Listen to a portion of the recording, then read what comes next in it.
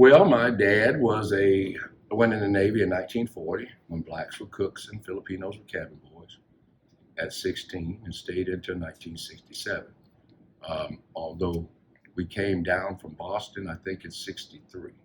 My mother's Canadian, so apparently my mama didn't pay any attention to her father when he told her to stay away from those American sailors. But she had to be hanging out at the dock with but so, the first part of our lives was he'd go out to sea, she'd be pregnant. He'd come back, she'd have a kid in the arm. And we had 6 of us all total. And the moment he went off to sea, she'd take us all back to Halifax. My mother's father was a porter on the Canadian National Railroad for 60 years. And my father's father was a sharecropper. I actually got a picture of my father's father in here, standing in front of his house in the community, the Little Africa community, which is in Spartanburg County, up near Campbell, a stone's throw away from Tryon, where Nina Simone is from. It's all at the base of the mountains. And my grandfather brought some property from a German, and when he passed away, we moved down here. My father took over the property. He had 2 brothers in jail, both for murder. And we rented houses to field workers and mill workers and domestics. And we had a little store called Gregg's Groceries. It was the juke joint. In fact, some people are trying to locate a picture of that store for me. When my father died, I was so angry at that point in time because, it was one of those communities, Freiline, with one way in and one way out. Klan presence back then. In fact, the Grand Cyclops lived at the entrance to coming into our community, and I actually cut his grass. And my aunt was raped by that man. And I have a cousin who is actually the product of rape by the Klansmen who we worked for. And how old were you when this happened? I guess I probably would have had to be at least in my early teens, 12, 13. Because I graduated from high school at 16, and I was working. Although my dad said he worked at the steel plant after he retired from the Navy. Retired from the steel plant after 20 years and had a heart attack 2 weeks after he retired from the steel plant. But I love my father, as they say, but my father was interesting. First time I ever didn't really get shot at, but it was a warning. The first time anybody ever pulled a gun out and shot at me or shot to give us, it was all 3 of us boys, maybe 4 of us, fighting him off and fighting our mother. That was the first time anybody ever pulled a gun out on us. Now, he shot in the ground as a warning, but you don't want your first episode with a gun to be your father. Loved the man to death, but South in the 60s, he always worried about his sons getting killed because we were radical back then. If there was a march or a walkout in high schools, and it was us leading those walkouts. And my sister and I desegregated elementary school because my father was a Navy veteran. How old is your sister? She's 1 year. She's turning 64 this year. But I think it was 69 maybe when we did that. I went to the 5th and 6th grade. She went to the 4th, 5th, and 6th grade. We were only 2 black kids at that elementary school. Used to go across the street from the school and wait for the bus from the black school, which was still the consolidated black high school, Lincoln High School, which was grades 1 through 12. We'd stand on the corner and wait on the black bus. Now, the weird thing about it, we had very little trouble inside the school. But when we were standing outside on the side of the road waiting for our bus, and the white kids come by on their bus, man, they'd be spitting out their window, and we'd be flinging rocks right at the bus. So I would be at the white elementary school all during the day, and then you go back to the little Blackville, nigger town, as many of the neighborhoods were called. And I said, it still kind of exists today, the neighborhood I grew up in. It still is dysfunctional as it was when I was growing up. Back to the store, when my dad died, because it was just so much violence and so much messiness, I tore that store down with a sledgehammer. I tore that store. I wish I hadn't now because it's a little historic site, but I was so angry then. What year was this? Well, my dad died in 82. Okay. This was 82. All right. Oh, I was angry. I mean, you're talking about a place where we sold bootleg liquor, we sold White Lightning, we sold had brought the paper had the store-bought liquor under the counter. Yeah, and you had the cash register on the counter next to the jar of pig feet and hot sausages and those penny cookies. And then you had this in the 32 under the counter if you had to use it. And which is another bit of chance because I remember Jake Murphy? Was it Jake Murphy? He worked out in the fields. I think I was maybe 13 or 14 years old, running my daddy's store. And Jake came in, and I saw him stealing the can of soda, potted meat and soda crackers. I said, Jake, you can't take that. Put it back. Jake came up with that thumb. This guy working in the field. I did that to my nose. And I reached under the counter and pulled out that 32 and pulled that trigger 3 times, and that gun did not go off because it wasn't any bullets in the chamber. And I'm crying and mad. I closed the store up, walking up the street, because back then it was up the road and down the road. So I'm going back up the road, crying, and I pulled the gun out of the little cash box and aimed it up in the air. Jake, I'm gonna kill you. Pow, pow, pow. If I had pulled that gun, pulled that trigger one more time, Jake wouldn't have been here. And I probably wouldn't be sitting here talking. So it's but that was the South, and it's back on my father and his brothers and how they came up. They came up working in the fields. They came up at a time when Klan was active, and a lot of frustrations that were laid on them by, living in that segregated society and being submissive. They took it out on their families. And my father, in that he had traveled all around the world several times in the Navy, to move back here into that, I think that was frustrating for him. And for my mother, who is Canadian, and her people left the United States with the British after the Revolution. They had a different mindset. And my mother's a very smart woman. She's still alive today. And, it must have been frustrating for her to leave a family and a community up in Nova Scotia that was really close-knit. I said they go back to, her people left America with Robert Preston, who was a garrison commander at the Boston Massacre for the British. So the community they live in is North Preston and East Preston. And of course, they're related to the Maroons. Mm. And my grandfather on my mother's side immigrated from Jamaica to Canada. Her mother's people came from Sierra Leone and intermixed with the Welsh in Nova Scotia. So being the youngest, I was the one, after we desegregated the schools, I was always going to be the one that was going to go to college, although my dad didn't want to provide any financial paperwork for me to go to college. My mother had to steal it to give it to the counselor, to give to the people at Wofford for me to get financial aid. And I still was working third shift. Back then, the Wofford was $35,000 a year. It certainly isn't that now. And so it's I come from the Mill Hill.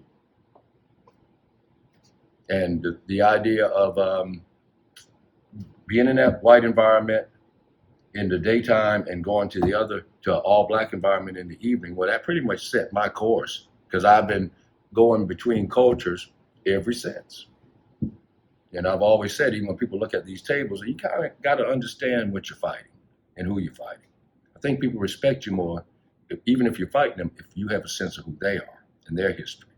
Which is why I say, even in this restaurant, I get a wide swatch of people, and they know what I'm about, and they know what this restaurant's about. And they'll sit at this table. They'll see that picture of Trump way different than I will.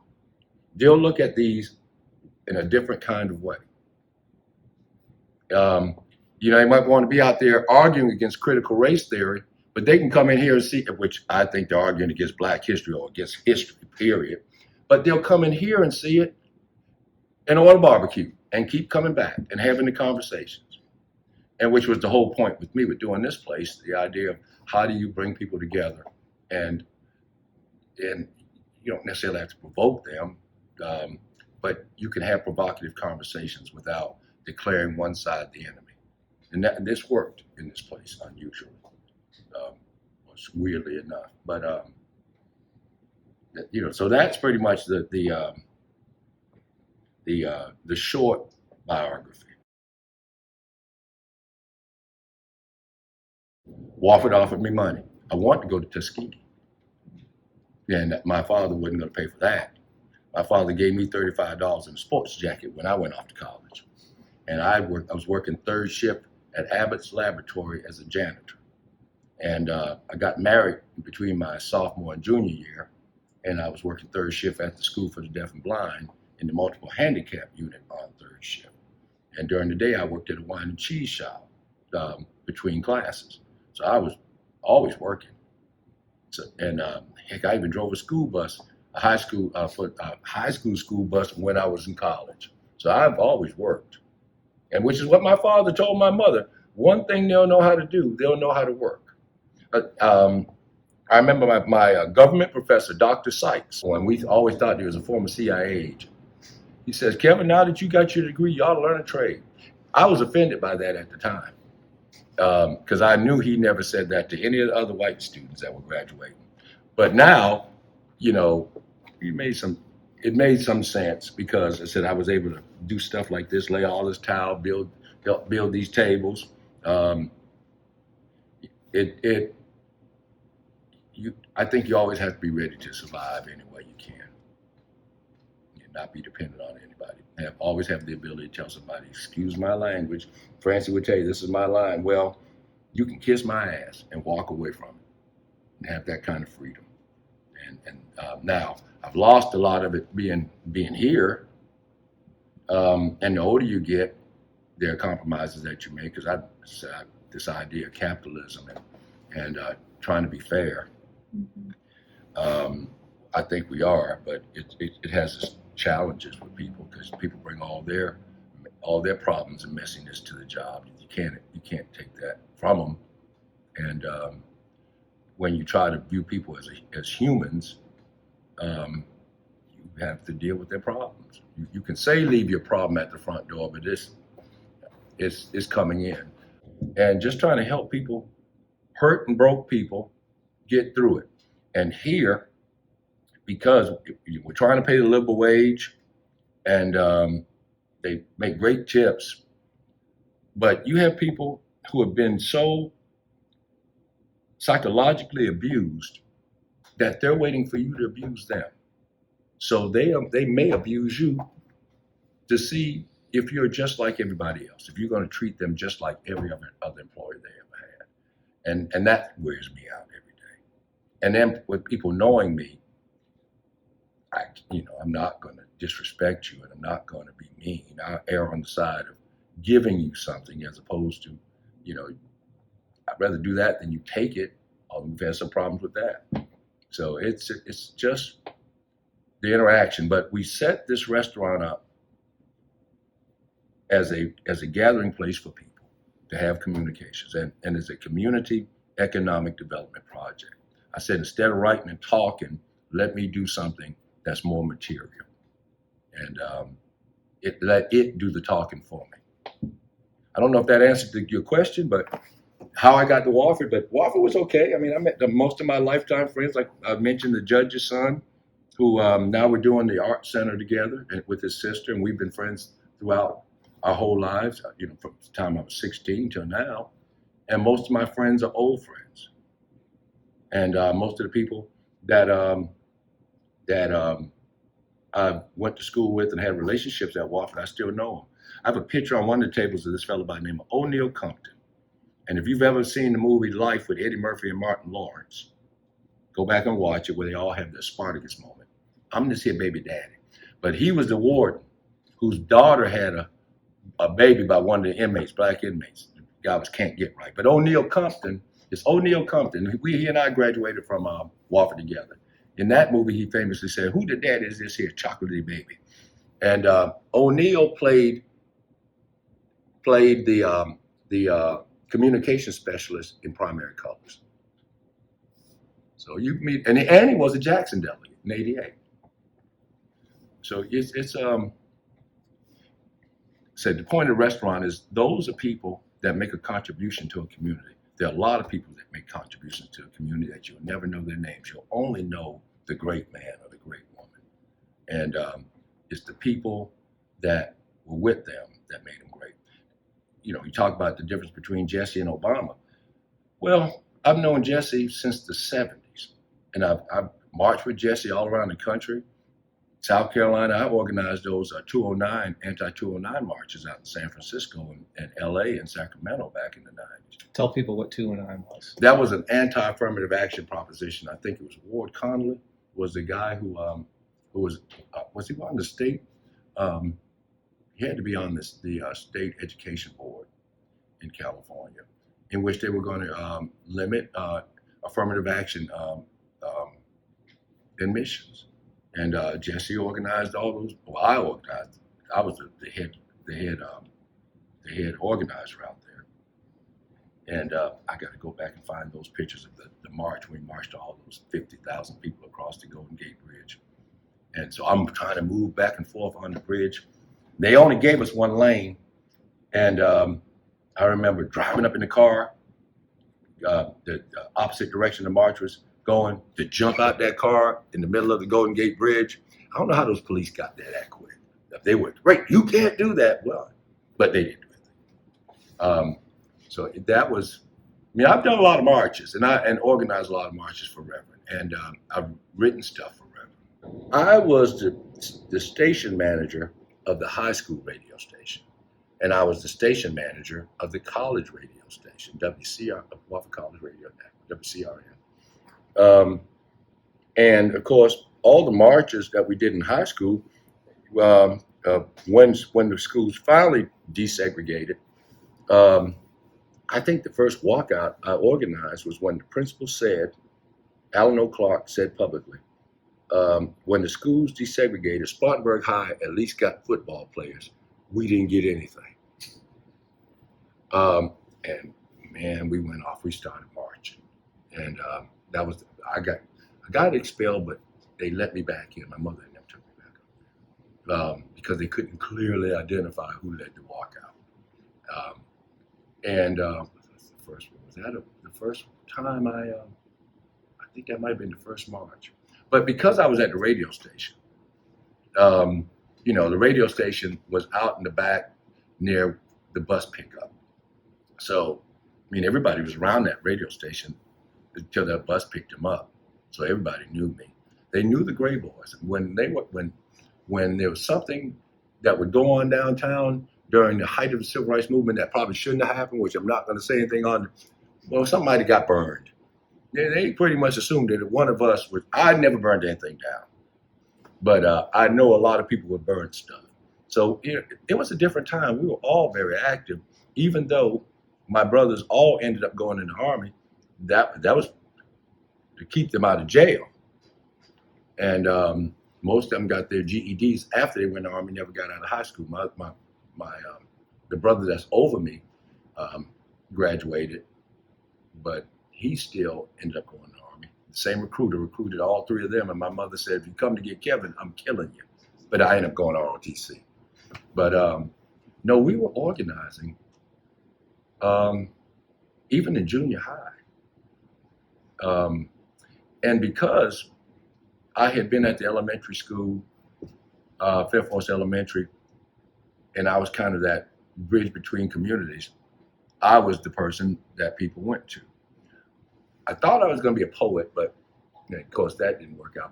But I always knew once I got to Wofford and start doing some organizing. I said to folk don't believe it. I said I want to work with everybody that Dr. King worked with, as many people as I could, and that was my goal in life. It wasn't to be in the Army. It wasn't necessarily to be a writer. I just kind of fell into some of it. And then of course my first march, me and my brother Darrell and Ralph Abernathy III, who started school at Benedict Street his first year. And our first march was a march from Chester, South Carolina to Columbia. It was alleged that the Klan, because this guy was dating a white girl, much like Jesse Byrd, they tied this black guy, Mickey McClinton, to the back of a pickup truck, shot him and set him on fire and drove him down the road. And we did the march. It was Ralph Abernathy's last march with SCLC and Golden Franks. And what year was this? Just had to be 79, 80. I think do I have the Mickey McClinton? I thought I had a Mickey McClinton sticker somewhere. Got a Sam Owens. I thought I had a Mickey McClinton bumper sticker. But that's the first time I learned in the march, sometimes the truth is enough. Golden Franks, Golden organized with Ben Chavis, Wilmington 10. And Golden was called the fire starter. Golden would start some shit. And Golden put out that not only did they shoot him, set him on fire, and drag him down the road, they castrated him. Well, they exhumed the body, he wasn't castrated. And that hurts. Now, the man is dead and burned. And it was like, see, y'all Negroes can't even get your story straight. Sometimes the truth will do. Even in the community, and we didn't add that tidbit to it, but it undermined what we were trying to do. And as we got down to Columbia with the march, as they say, sometimes when you march, they give you a job to get you out from in front of their building. I went to work with Dick Riley and with CETA, Comprehensive Employment and Training Act, and worked with them for a couple of years.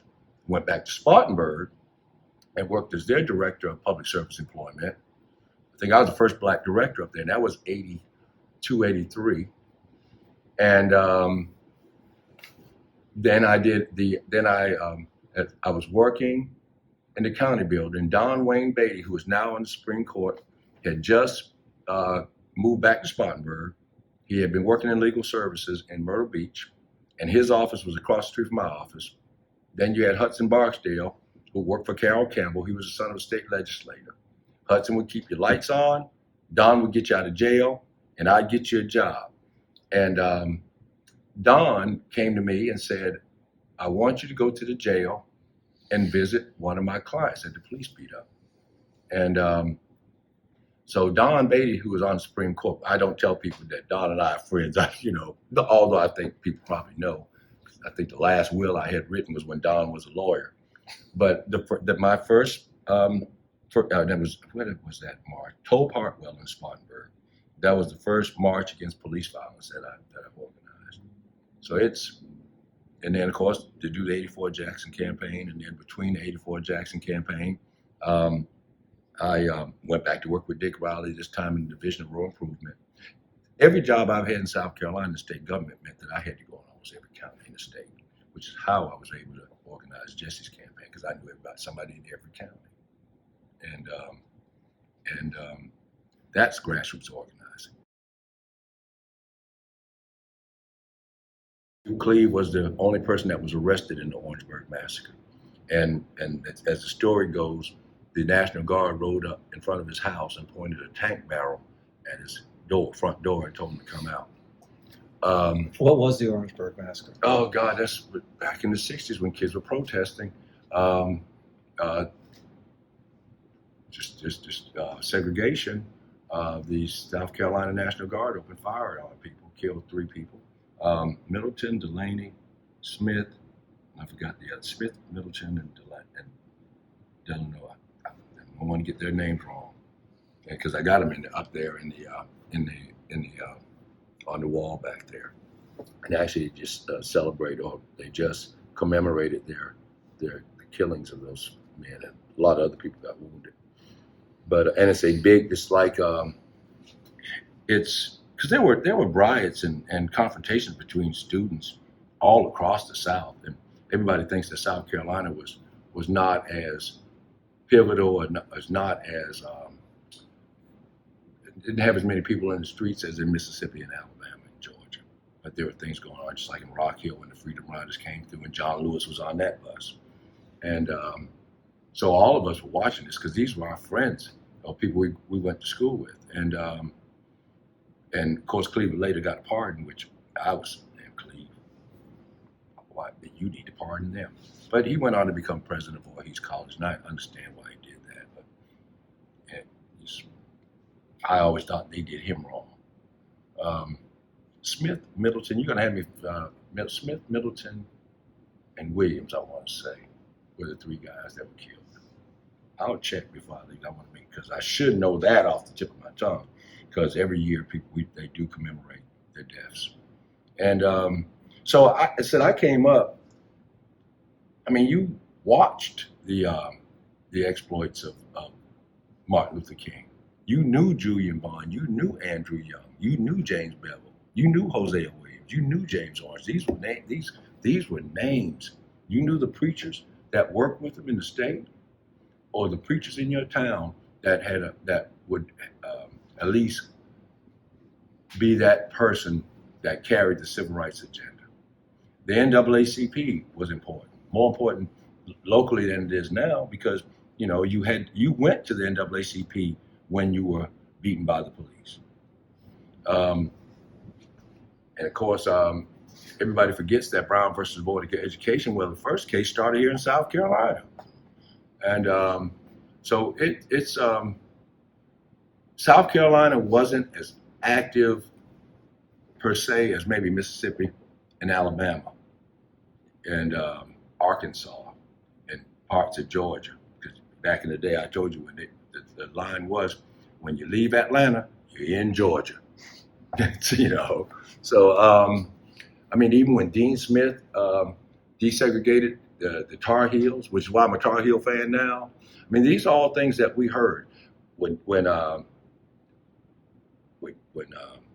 Medgar was shot, when Malcolm was shot, and when King was shot. And I'm a young kid, and I'm having visions of this Mustang.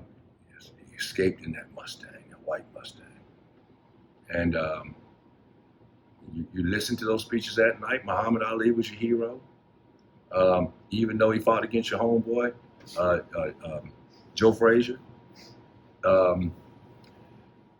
And maybe it's because I was young that I was absorbing it. When Clay fought, when Muhammad Ali, a woman was in here the other day and she saw the picture of Joe Frazier on the wall.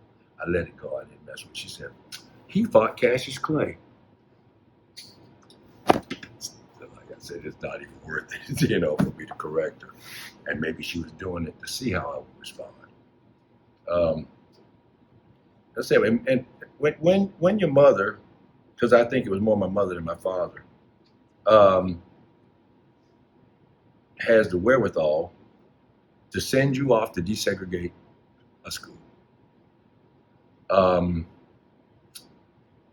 It gives you a sense of consciousness. And in that fifth grade, one of the first things that the teacher asked me to do that she didn't ask any other kid to do, and Miss Ferguson, she had the best of intentions, and I appreciated her. She lived right next door to the school, and I knew her till she died. And actually, the principal, Monty King, I got to check on Monty. Every time he sees me, he hugs me and cries. But Miss Ferguson made me stand up in front of the class and recite all the presidents of the United States in the fifth grade. And that pretty much, after that, not a whole lot of problem with the kids as far as my ability to learn or, being able to compete with them. So it's almost like,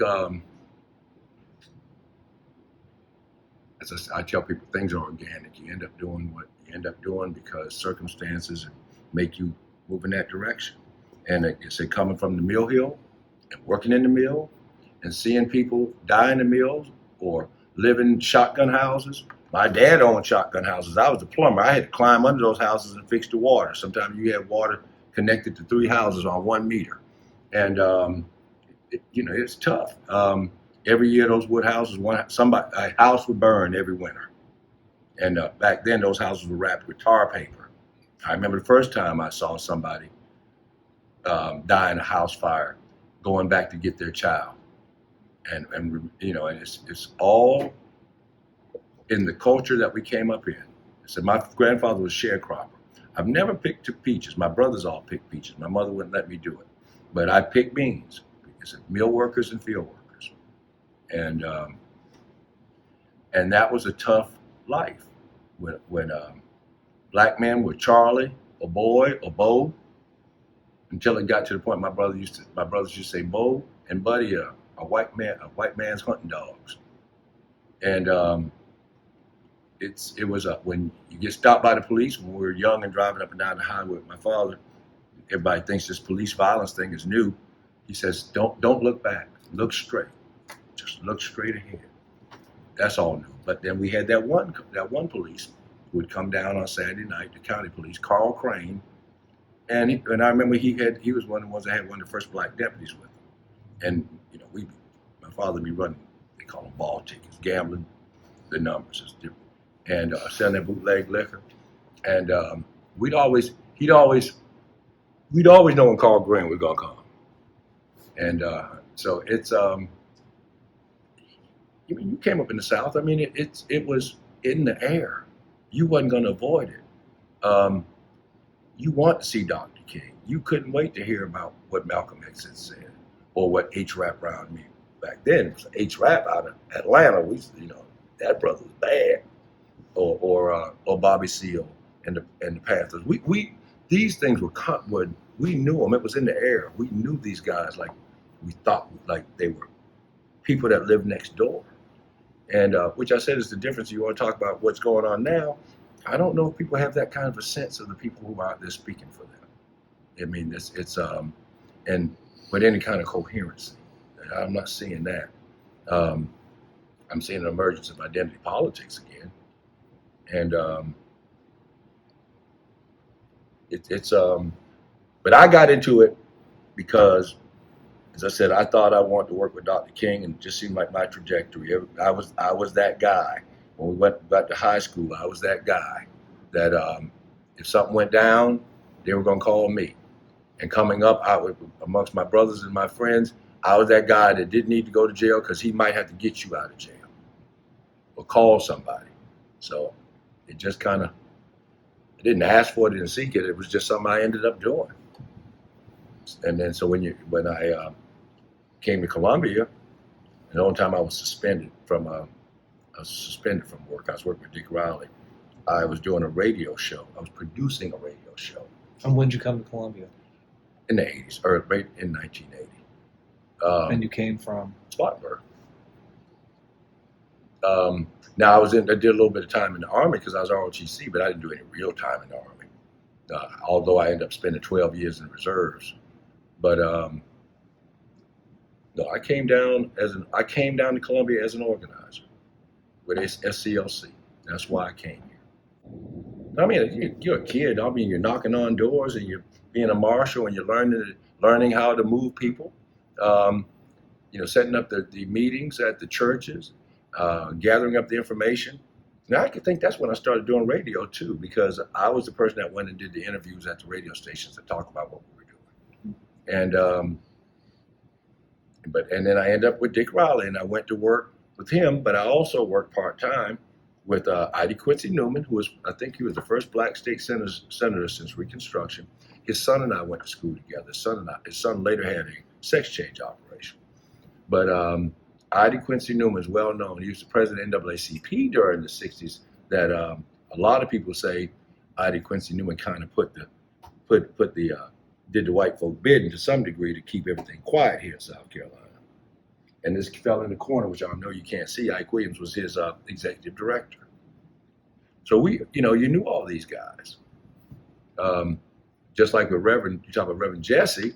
Jesse came up through, and the leadership that moved him through were the leadership of the Old Palmetto Teachers Association, which is the Black Teachers Association.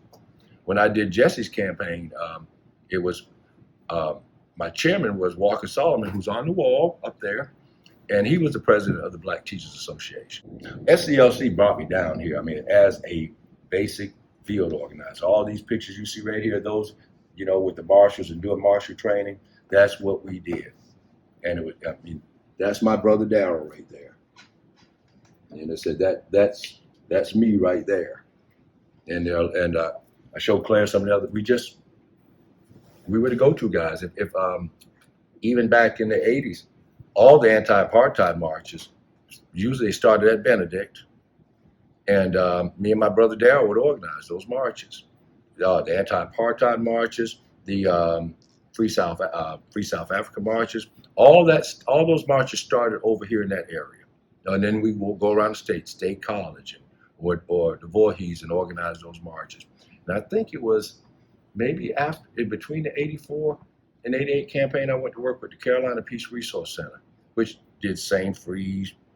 They're doing South African work, anti-nuke work, disarmament. And that was more working with whites and trying to build those coalitions. And the thing about Jesse's campaign was it was about coalition building. So it seems like everything that I was doing was, was organizing. That's all I was doing. Be it I started out with the first newspaper I edited was the Palmetto Post. I think that was '86. So I was producing a radio show. I was working for the governor's office. I went back to work with the Peace Center. I did the campaign. I was young too, and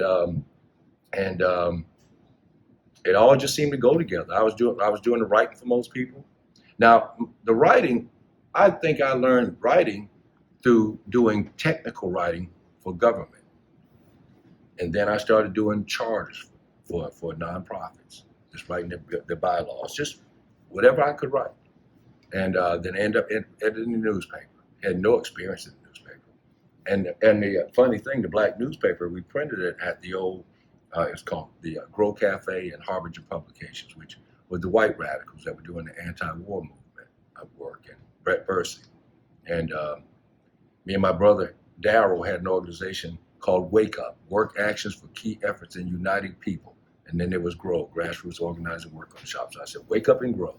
And we were just all over the state. If it was a march, we were organizing it. And then, of course, that led us all to the flag marches. We were doing the flag marches long before Reed Newsom climbed up on the pole, snatched the flag down, repelled down, and got a Ford Foundation grant. But yeah, which it's a lot of people took on that flag fight way before she came down from North Carolina for that one day. We were the radicals. That's why a lot of people, they're like, man, what are you doing now, dude? I'm not retired, but I'm tired. And I wish that there were younger people that were doing it, and it wasn't just on, as we talked about early, TikTok or Twitter or Facebook. It's got to be more than viral. You got to let people know what kind of skin that you got skin in the game, in a community, building a community. And doesn't mean that community is just restricted to a geographical area, but but it ought to have some coherence and some commonality. It's about helping people move someplace else. And so I said, I don't know. I just ended up organizing, and I ended up being that guy. I don't feel like I'm that guy now.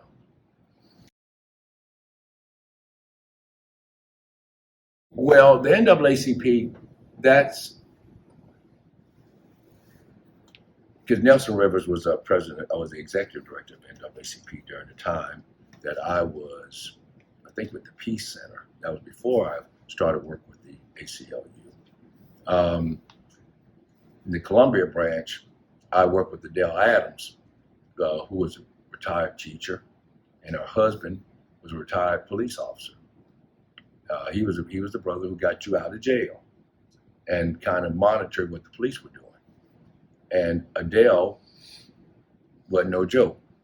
A lot of men pushed Adele out of office because she was serious. She's the one that filed the lawsuit that created the current structure of politics for city council.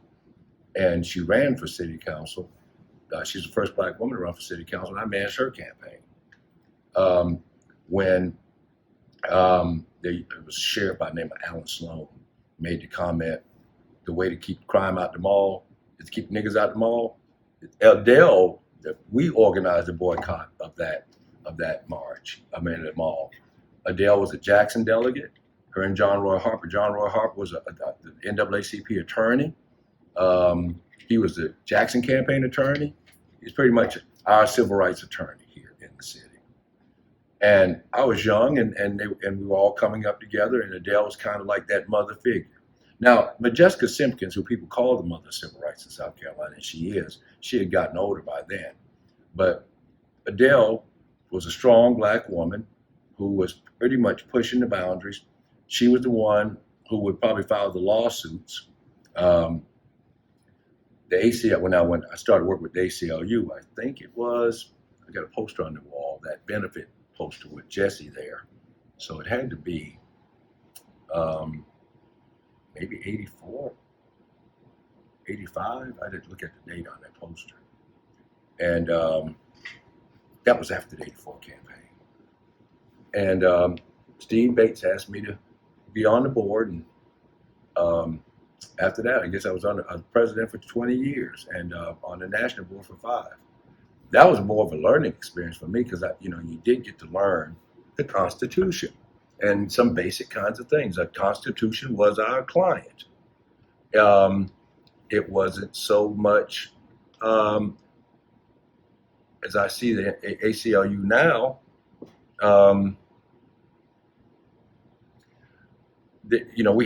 We had some autonomy here in South Carolina, and in fact, when I left as president, the national took over. What year was that? Oh Lord.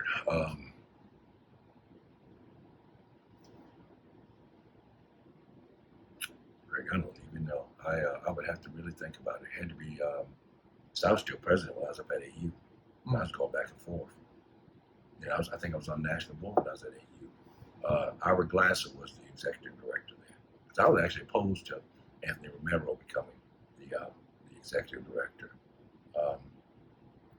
Because I thought he was going to take the organization more toward identity politics, which I think that has been the case. So this would have been sometime in the late 90s, early 2000s. Yeah. So it was probably one of the reasons I say going back and forth between AU, not being sure personally what I wanted to do, and having the obligation of the ACLU, because it was the ACLU and NAACP that was filing most of the voting rights lawsuits in the state. I think the last case that I was involved in was with the ACLU. When did we file the lawsuit to prevent the two major parties from deciding when a third party in the state could have their conventions? So I was on that lawsuit. Of course, I was president when they desegregated the Citadel with Shannon Faulkner. But it's I learned a lot. I learned more about government and just the history, the foundation of it, what I believe in, civil rights and civil liberties, from being on that board. And it gave me a chance to. It did give me some credibility, a little more credibility to just being out there raising hell.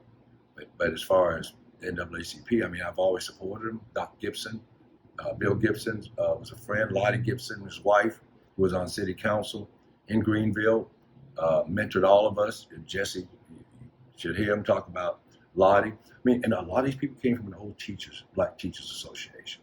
Doc Gibson was a dentist. But most of these cats that were out there in front, they were either retired teachers or they were Black professionals. I had a lot of older Blacks. People didn't know they would fund me to raise hell. The funeral home director, Dr. Solomon, and this one guy, Jake Jennings, who used to work at the university for James Haldeman. A lot of different people. They would fund me to keep me in my. A fella just stopped by the other day, Willie Williams. They kept me going because they needed somebody out there raising hell.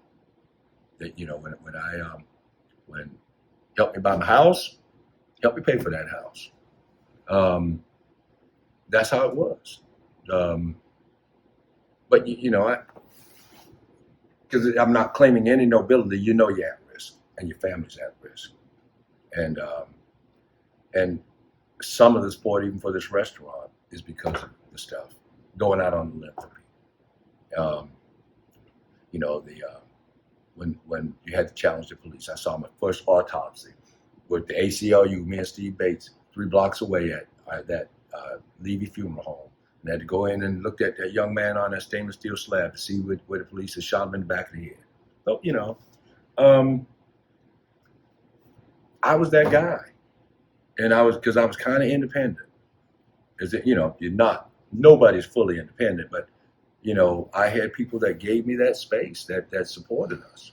And You know, the black newspapers never paid a lot of money. You know, I did both. I did both the Palmetto Post and Black News, that newspaper. I was editor of that one, and of course that's the first newspaper I was the editor of. That was the second, and that was my I had a little monthly newsletter, the New Liberator. I was writing a lot. I was writing for a lot of people. I wrote for Southern Exposure when we could wait on the Julian thing, but when Julian was chairman of the board of Southern Exposure. So it's I had a lot of energy, and I guess I was raised up to be an organizer. I was Jesse Jackson's lieutenant first, and we won in South Carolina, and that led the way to Super Tuesday, and Jesse doing as well as he did in '88. And after that, they sent me to LA to manage the coordinate the campaign, not manage, coordinate in the 26th and 27th CD. It was 27 and 28. One was Maxine Waters District.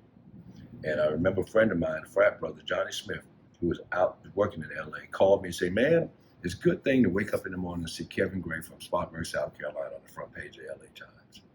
That was cool. And of course, I, just in writing, writing a lot of stuff about the issues that Reverend had to face or deal with as he moved around. The journalism training, which I had no formal journalism training, because I knew the triangle method of writing: who, what, where, when, why, and how. And then if you had to have more space, you just inverse that. It's just pretty simple. And you just write what you see. But I started getting invited to write. The more people who did interviews just after the Jackson win, the more people asked me to write. Jefferson Morley had me write the piece for the, I think it was the Outlook section of the Washington Post. I was just talking to Eric Easter, who's up in D.C. I wrote for his magazine, One Magazine. He did PR for Jesse. And I wrote for a lot of stuff for Eric. So just doing that, we didn't have a lot of writers back then. And said, you'd be surprised. I told people I knew Gwen Ifill when she was just a beat reporter. We were all just coming up together. And a lot of us were coming off of politics and grassroots journalism. The idea was, don't let them tell your story, tell your own. And which that's all gone. That's one of my beefs with Obama. Obama led to the demise of black media. He signed on to the big Radio 3 and put no money on the street because he didn't have to, and killed those newspapers. Of course, and so to some degree, I think they wanted to kill them because it shut down the voice. That these papers don't exist anymore. I know Black News doesn't exist in any real sense. The Carolina Panorama, which the Post became, it's there, but it's nothing compared to what we were writing. If you go back and see these newspapers, I gave Bobby Donaldson, who's I think he's the chair of the African American Studies Department. No, he's the chair of the Civil Rights Museum.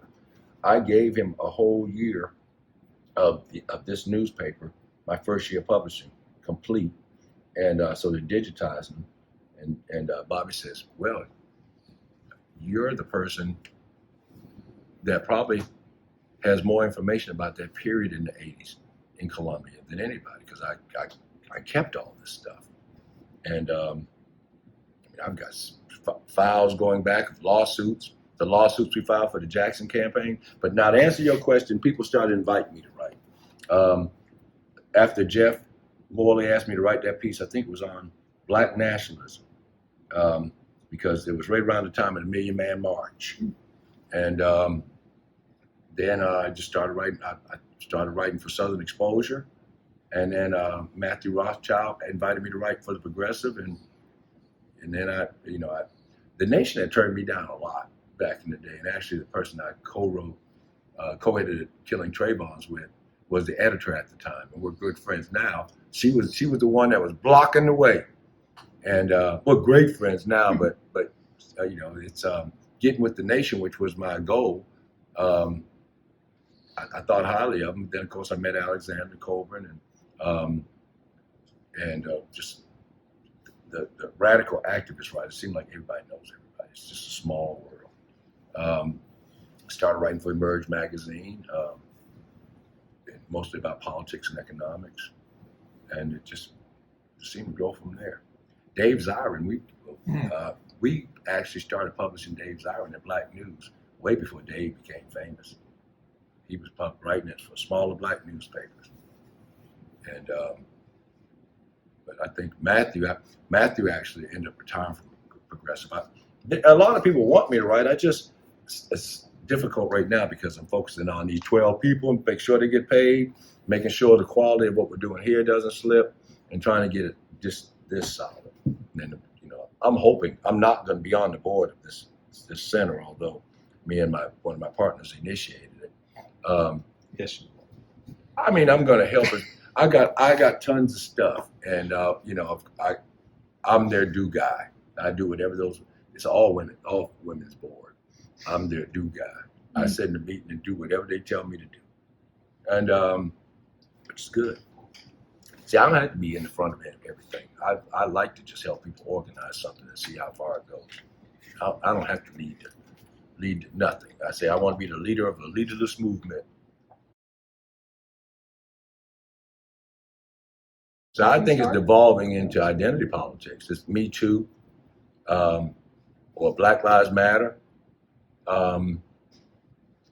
With Me Too, the problem, and somebody asked me, what movements do you belong to, or what organizations? I said, the only organization that I would tell anybody I belong to right now is Veterans for Peace. For me, as a civil libertarian, and a father of a daughter, and granddaughters, and a great-granddaughter, but I don't understand, for me, I guess they would argue that I was wrong, but I think Me Too erodes the idea of due process. If mere accusation, believe the woman, you can believe the woman, but you still have to go through a process. And then, do you want to strip people of their rights, their right to work, or whatever, before that due process or that period, that adjudication runs its course? And then coming from a history where it was very common to have interracial relationships, and dad would walk in or uncle would see you and somebody would holler rape and you would end up dead or in jail. And the due process rights of the most dispossessed, and generally it's going to be Black and brown people, I worry about that with a movement that accusation alone leads to your being a social outcast. And as far as Black Lives Matter is concerned, it's like, well, I thought the idea was to build coalitions. No doubt the country needs, well, you're seeing a diverse perspective. But even in what I've been doing, when you talk about the so-called critical race theory, I thought that you didn't need a government entity, this is the civil libertarian in me, a government entity to teach you your history. That the freedom schools did that. Now, no question you want to incorporate that history into the curriculum, but you still can set up your own freedom schools. I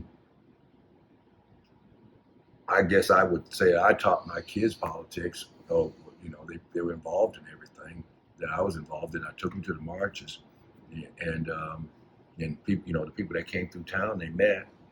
I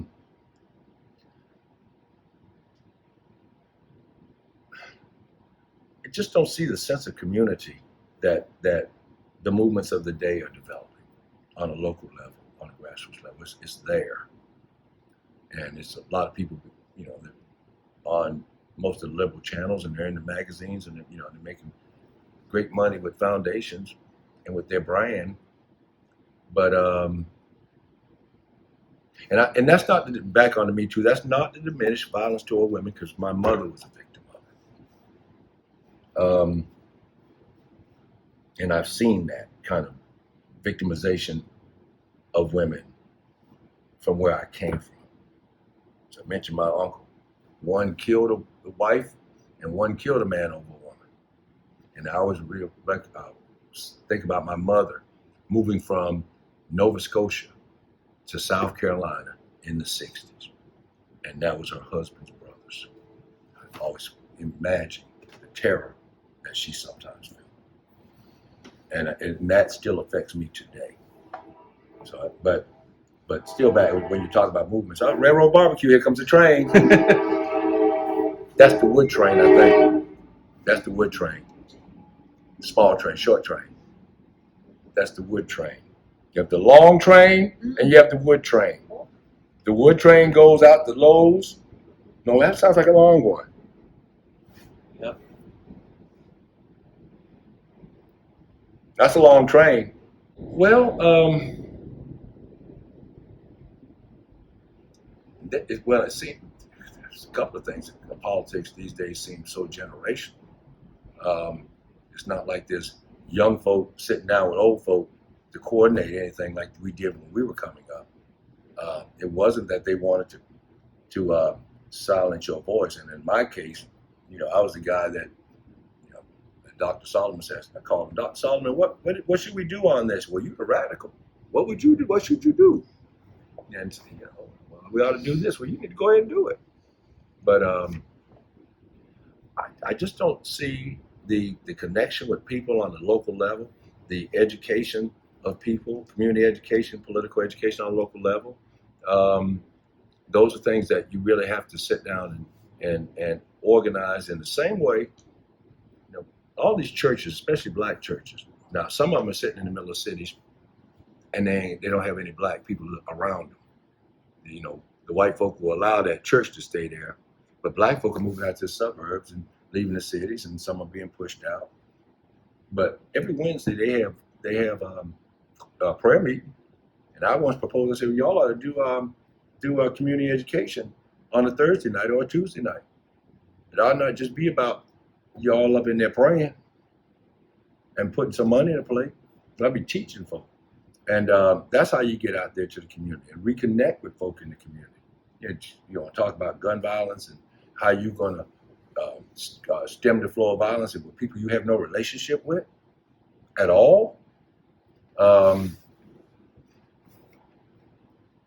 Because they're not in church. They're not going to church. A lot of them in jail. And when they go to jail, what do?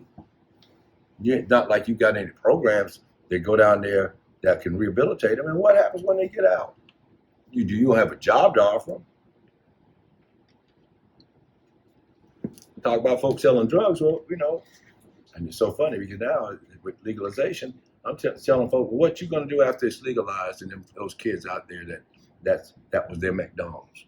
What you think they're going to do next? And it's still, all you get is police. You in the city of Columbia, you had a majority black city council and a majority white black county council, and folks still got moved out the city, and areas of white areas developed, and black folk got police. There has to be some grassroots-based way to educate people. It certainly doesn't depend on the government or the school system to do it, because it's not. And then with some of the people in the school system, you don't want them to educate your kids on politics. Be like that sergeant major out here in front of my building, having a formation with all those ROTC kids that didn't ask me, because that's what they're doing. And it's still the same old thing. You got two alternatives: jail or the military. Or you can be an entrepreneur, which is just, when I was coming up, the aspiration was to be a teacher, to be an educator, and now it's to be an entrepreneur, and that's a generational kind of thing. So it's it's teaching capitalism to people that don't have capital. You need to be a capitalist. Oh, you ain't got no capital. That's my baby. I used to tell people all the time, I might be a capitalist if I had some capital. Now, I have access to capital and credit. So some of it is because I went into a coalition with a young Indian fellow who was my kid's age, befriended him because he lived, had little stores in the community, and trying to relate to black folk, hiring black folk, and I seen he was sincere. A lot of folk just exploiting people, and but he was sincere, hiring people. Although I told him he got a couple of hotels, so I had to deal with some of the stuff in relationship to his hotels because, he houses poor people, and so now, they're closing those hotels down. They're moving people out. They're closing down all the places that poor people could be. That the homeless places. But then they complain about the homeless people on the streets. And so it's but there has to be something else that's created, and it still has to be coalition building, and it still has to be what do you want your community to look like? I'm not necessarily in favor of having pockets of poverty, because that's a bunch of shit too that you have to deal with. You deal with people with issues of poverty, and it's all dysfunctional, and a lot of folks suffer in those communities from arrested development, as they say, and you have to deal with that. And but with the breakdown of the church, with the breakdown of communities, there's nothing been put in place to give people a political education. There are no political leaders that they can count on. Everybody running for office now, they run for office because they're running for another office. You see some signs, they don't really have a history in helping people. And even when they run for office, they think they're going to run those ads or put up a billboard or put up some yard signs and maybe walk to your neighborhood and you're supposed to vote for them. And because are they black? Well, because I'm black and I'm going to do the black thing. I don't know what that is. And in the end, you just keeps moving backwards and backwards. I think the community, in particular, the black community, if there ever was a black progressive community, it's in trouble now. As I said, when most prominent leaders are, and Al get in trouble, Al Sharpton, I know Al well, or as this title of this book, I probably shouldn't say it on this film, but this book is The Rise of the Smoothie Doovies, from Fannie Lou Hamer to Barack Obama, because it's a whole different kind of politician out there. Steve Benjamin, the former mayor of this city, aligned with Bloomberg. So it's all about the money. It's not necessarily in developing the cities to look like every other city. And maybe a few of us will get through. Said, I got this building foreclosure. I got it at a steal just because nobody was looking. It was before the development was coming this way. That's the only reason I got in.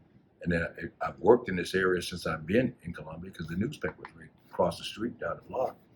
And I live in this area. And I have a commitment to living in the city, because as gentrification encroaches, we probably live in one of the last working class, middle class neighborhoods in the city, across from where all the old black teachers used to live. So we're trying to redevelop that neighborhood. Now, I would like to see it desegregate. I just don't want people to be pushed out completely or priced out completely. And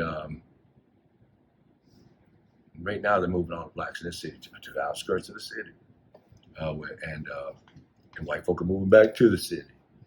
And they'll, at some point in time, they'll incorporate that area and lower the population count of the city, which right now is right about 46%.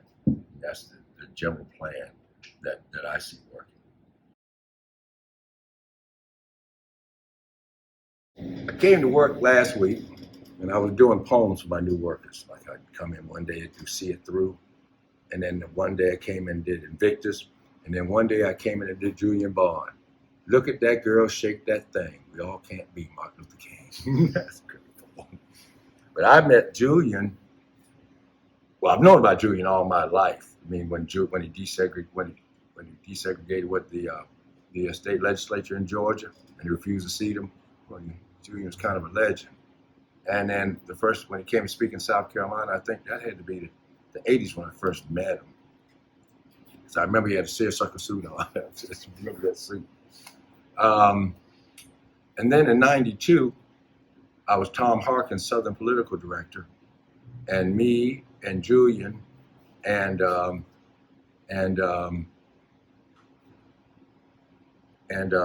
me, Julian, and Adolph Reed we were kind of like the black think tank. And when I went down to Georgia to play those ads that never ran, that Adolph wrote and Julian kind of signed off on it, the Ricky Ray Rector ads when Clinton was running. It was like Bill Clinton executing a brain damaged black man, but that was us, me and Adolph and Julian, and they never ran. And then of course, when Julian was president of NAACP, and I was coordinating the opposition to the gay marriage ban here in South Carolina, I asked Julian, would the NAACP come out against the ban, which he couldn't get him to do it. But he said, well, I don't want them to be on the wrong side of history. He did them himself. I'm going to try to, I got those tapes somewhere of him doing those ads. And of course, when he was what's his name? John Ruffin, I forgot the guy who was editor of the Crises. But Julian was chair of the NAACP. I saved this card. I'm probably going to get in trouble by saying this. Reverend Jackson tells a story at Christmas every year that Jesus, Mary, and Joseph were a homeless family. Jesus being born in a barn because they wouldn't let him in the inn. And the story's in the Crises magazine, the whole Christmas story. And I wrote that story. And I don't tell too many people that I got a copy of the original story. I got my card that Julian sent me personally. And of course, when I was at AU, me and Julian sitting outside the building smoking those cigarettes and just talking about old times, talking about Obama. He calmed me down a lot on Obama. He agreed with me, but he calmed me down. And I think the last time I saw him was at the, his wife was at the Selma march that Obama came down for, and he died shortly after that. That was the last time Julian and I saw each other. Me and him and Viola, Louisa's children. But whenever I had a mind to call him, I'd call him. He was we called him our senior brother. I wrote for Southern Exposure. Southern Exposure is a magazine that was published out of Durham, and it's connected. What's the name of the organization it's connected to? Chris Crom is the executive director of the organization, and so it covered issues in the South. I did a lot on police violence. I think the last piece I might have wrote for him was about a police shooting at an IGA grocery store in Cheraw, South Carolina. So Julian has been a part of my life since I was a kid. First seeing him on TV, and Julian, just that young curly-haired guy that was not afraid and smart. And of course, most of us supported him when he ran for Congress. But then again, John Lewis got in, and there are people that were John Lewis people and people that were Julian Bond people. And the way they slanderized Julian, I always thought that Julian should have had that seat that John Lewis had. I'm sorry. I know everybody says that he's a lion, and no question, John Lewis is John Lewis, but Julian Bond was Julian Bond. Obviously very middle class, and there's that colorism issue in the black community. I think his light skin complexion hurt him in that seat. Just all kind of underlying kinds of things in the black community nobody ever talks about. And Julian was for me the intellectual in the group out of everybody. You have the people that can give up and stand up and give the fiery speeches, and you have the people that can look down the road and see things and act on them. That Julian was that guy. I said when when the NAACP refused to come out against all these referendums against gay marriage across the country, Julian still, as president of NAACP, still personally went out there and did those commercials to challenge folks, even when his board didn't like him doing that. And I mean, I miss that kind of leadership. It's just steady. It's not just about him. It's about teaching. I've worked with Reverend. I love Reverend to death. But the Rainbow Coalition, well, it's a subset. It became a subset of the Democratic Party, and it didn't become an organizing entity that had any particular staying power and developed nationwide. And part of that was the buy-off when Reverend decided to endorse Clinton. I understand that. And I was at that 1992 Democratic Convention with Reverend. But the kind of consistent teaching, raising people up from the grassroots, talking to grassroots people. I mean, maintaining an intellectual connection to the grassroots community. That's what Julian done. Even on that picture where I was at the SNCC reunion, and it was always about coalition building and comrades and staying connected to comrades. I remember, was it Julian telling the story? Who was telling the story about when they were looking for Swarner, Goodman, and Cheney, and I went to Kwame Traore right before he went back to Africa. He was sick, and they did something in D.C. And I know Julian spoke, and Cleve spoke, and they were talking about hiding in barns, all down in Mississippi and Alabama back in the days, and all the just all the things that and the dangers that they faced to fight segregation and to fight for folks' rights. And back again with this place, the people that made history, that, I mean, you got to figure out how to tell the story. And so I think about this place because I can get to tell the story every day. Somebody's going to ask me what's on those walls. And I try to, well, I can tell the stories, a lot of stories, because they're personal. That's what makes me remember history. Back on being an organizer, it's easy to tell a story to you and your friends when they talk about organizing. If they live it, they'll tell it. It's like a writer. You don't write about things you don't know about. And but that's how you pass it down. You got to pass it on. An organizer trains their replacement. That's what I always was taught. An organizer trains their replacement. And I don't see a lot of that going on back to the other. Julian Bond trained a whole lot of replacements as irreplaceable as he was. What do you think his greatest attribute was? As I said, I did if for my guys back. I got my guys, and that's and women in the back. I did if the ability to walk with kings. If you can walk with kings and not lose your common touch. I mean, Julian related to people at every level, even as an intellectual. He raised their level of thinking about things. The idea of being thoughtful, the idea of being forward, the idea of being selfless as an organizer, as selfless as you can, because everybody has ego, but he certainly never led with it. And I can just think about the countless people that he helped. I mean, even the magazine Southern Exposure, there's a young fellow by the name of Ron Nixon who writes for the New York Times, writes environmental stuff. Ron started out in Black News, right down the street. Then he came to work with an organization we started, the late Tom Turnipseed. Tom was actually an organizer for George Wallace. We're kind of a repentant racist, yes, but that's what Tom would say.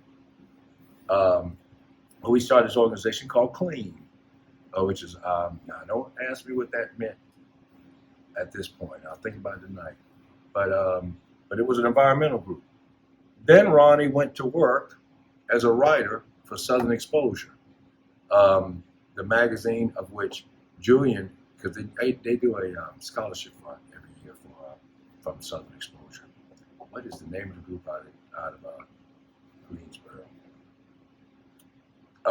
So Ronnie went through there and wrote for them for a while. Then he went to Durham newspaper, and then he went to the Times. So along that journey of learning to write and learning to write about environmental issues and learning to write about grassroots issues, the Black News was a start, but going to Durham to work with an organization that Julian supported, that got him to that next level.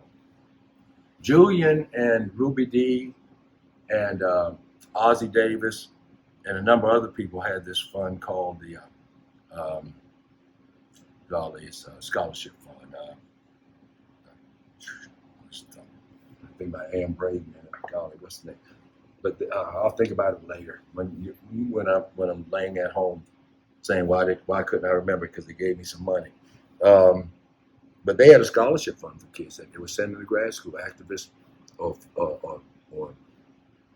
folk that thought that that's what they wanted to go into, but they needed some more education.